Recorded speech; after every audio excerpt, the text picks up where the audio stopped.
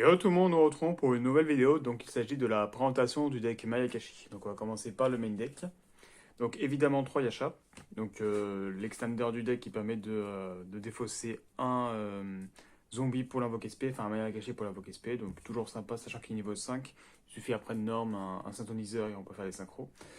Donc le Chafou qui permet lorsqu'elle est norme ou SP de pouvoir SP un Mayakashi depuis le cimetière. Donc toujours sympa. Évidemment, la carte principale du deck, l'Adaki, qui permet de se spé à chaque fois qu'on fait une invocation d'extra quand elle est au cimetière. Le Tsukaji, qui est difficile à dire, qui lui se spé quand il est au cimetière, quand un monstre Mayakashi est détruit. Et donc c'est toujours sympa, sachant qu'il est quand même niveau 2 synthoniseur. Pareil, le starter du deck, Ajun Mayakashi des ailes, qui permet du coup d'invoquer spé un Mayakashi depuis le deck quand elle invoque une norme. Donc évidemment, on spé ça et hop, on commence tout le combo. Très très fort également, Yuki Musume, Mayakashi de glace qui permet de se spé lorsqu'un Mayakashi est sur le terrain. Voilà, donc tant qu'elle est dans la main ou cimetière. Et en plus, on peut envoyer un Mayakashi depuis le deck au cimetière, donc un monstre zombie, donc c'est très fort. Je joue également Jacobolan, qui sert un peu comme le Yasha, qui permet aussi de faire un extender quand on n'a pas quand on se prend soit des entraps, soit qu'on n'a pas de quoi pouvoir invoquer SP, par exemple avec le Chafou. C'est toujours sympa. Et puis elle est niveau 7, donc elle permet de faire des synchros, sachant que les synchros sont tous impairs et que les synchroniseurs sont pairs. Donc ça permet de faire des synchros de 9 en fait, 9 et 11. Ensuite, le package du coup anti-entrap. Donc 2 haches, une Veiler, un call-by et un cross-out. Alors 2 haches parce que du coup ça m'est déjà arrivé plusieurs fois d'avoir hache en main et cross-out et du coup de ne pas pouvoir annuler hache contre ce deck. Et c'est l'entrap la plus répandue, étant donné qu'en plus c'est celle qu'on se prend le plus dans ce deck là, notamment avec Yuki Musume qui se prend H. Donc indispensable x2. Veiler également pour pouvoir annuler les effets de Hajin par exemple. Donc toujours sympa, call-by et désignateur. Comme ça au moins on évite de se prendre des entraps parce que si le deck se prend des entraps, c'est fin de tour en fait. Ensuite, Gobelin. Donc ça c'est pour jouer à 39 pour éviter d'avoir des mains mortes et tout. Donc j'essaie de réduire au maximum le deck. Donc x1. Pot d'avarice, super fort parce que le deck spam beaucoup les synchros, donc le fait de pouvoir les remélanger et draw 2, c'est toujours sympa.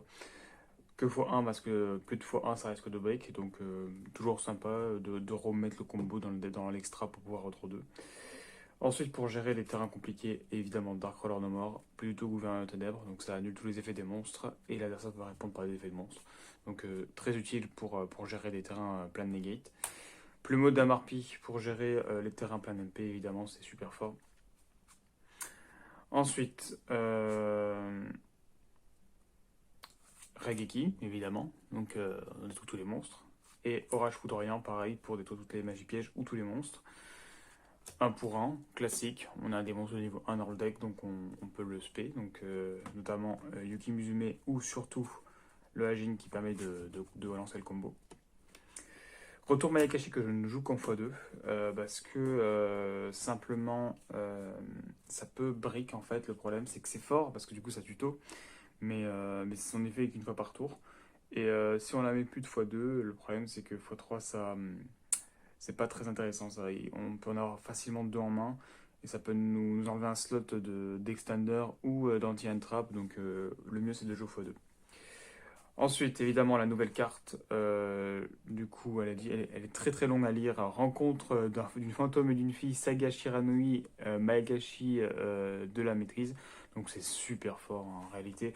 Dès qu'on l'a en main, ça nous permet en fait, enfin dès qu'on l'impose, ça nous permet en fait de sacrifier un monstre Maegashi ou Shiranui synchro ou lien. Et l'adversaire ne peut ni invoquer de monstre spécialement depuis la main, le deck ou l'extra deck. Donc il ne peut plus invoquer spé simplement. Donc c'est vraiment, mais vraiment super fort. Et en plus on peut la bannir notre cimetière, puis s'il y a un monstre zombie banni, et le remettre dans le cimetière. C'est un effet très intéressant, notamment pour un monstre d'extra, je vous montrerai. Je joue aussi également une combine de pièges pour l'avoir encore plus rapidement. Donc on bannit une piège, on la pose. Donc là ça permet vraiment l'objectif est vraiment de lock l'adversaire avec ça, donc c'est super fort. Et également une Infinite éphémère qui fait partie aussi également du package anti-entrap. Au niveau de l'extra, ça va être super simple. Donc, deux Mayakashi du squelette, le 11. Deux Yoko. 3 Tengu. 3 Tsushigumo. 3 Ouroboros-Guma.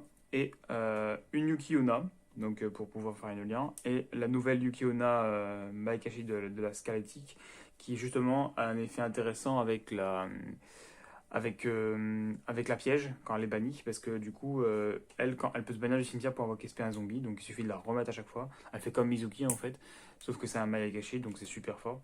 Et en plus, elle permet d'annuler un monstre, annuler l'effet d'un monstre, et c'est définitif, donc c'est super fort.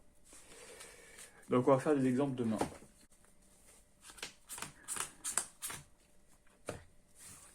Donc, hop, là, eh bien, on peut tout faire. Un pour un. Donc on se fait le Agine, effet Agine.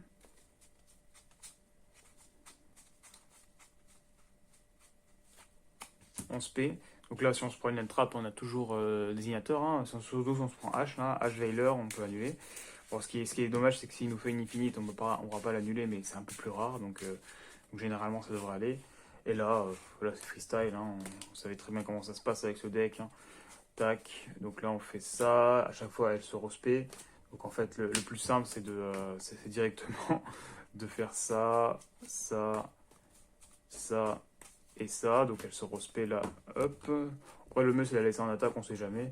Même si elle a que 1000, des fois, ça peut passer des monstres. Surtout si, s'il a rien. Donc là, on set 2, et puis voilà. Là, on a un terrain classique Mayakashi.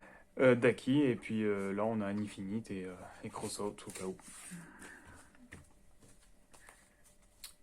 Donc là, c'est une main classique. Bon, ça aurait été mieux une main avec la piège, parce que du coup, on aurait lock l'adversaire. J'avais pensé à jouer 3 combines, mais c'est trop lourd pour le deck. Donc, une combine, c'est pas mal. Parce qu'on n'a pas la piège, c'est pas si grave que ça, c'est juste qu'on ne peut pas lock l'adversaire. Mais au moins, on peut jouer. Parce que si on joue 3 combines, c'est déjà un peu compliqué pour jouer. Donc là, voilà, c'est pareil, on a tout. Hein. Bon, le problème, c'est que là, si on se prend une trappe, c'est marrant pour nous, mais bon. On fait ça, on se paie. Bon, là, si. Ouais, s'il annule, on a toujours ça, mais voilà. Bon. Dans tous les cas, on fait ça, on se paie ça. Tac. Donc, on fait la 5. Ensuite, on fait. Donc, on va aller sur le terrain, ça sera beaucoup plus simple. Hop. La 7. La 9.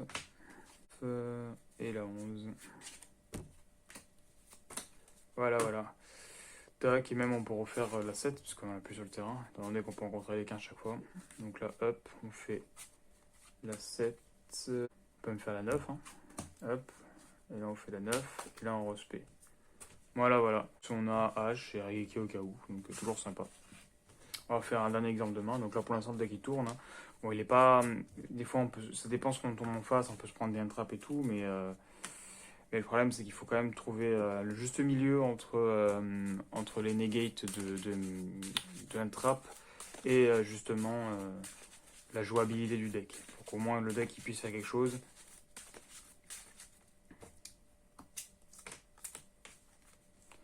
Et voilà, tac. Bon, là on a tout, hein, évidemment, on a vraiment tout. Donc là, hop. Bon, le problème, c'est que voilà, c'est encore une fois, si on se prend des entrappes, là on n'a pas les anti-entrappes, mais bon. Donc on va aller sur le terrain. Donc là c'est 3, 5, 7, 9. Tac, voilà. Et même si on est fou, on fait ça, on fait l'effet. On va envoyer l'huile, le poison. Comme ça, au moins si on a qui est tout, on pourra respect. Et là on recommence, hein, évidemment. Donc on la laisse là. 3, 5, 7, 9 et 9, c'est tout. Parce que du coup on ne peut pas respect lui. Qui est là évidemment. Bon, pas à chaque fois. Donc voilà, là c'est un terrain type Mayakashi. Donc voilà, donc j'espère que la vidéo vous a plu. Je vous invite à aller voir mes autres vidéos et à vous abonner. Et à la prochaine pour d'autres vidéos.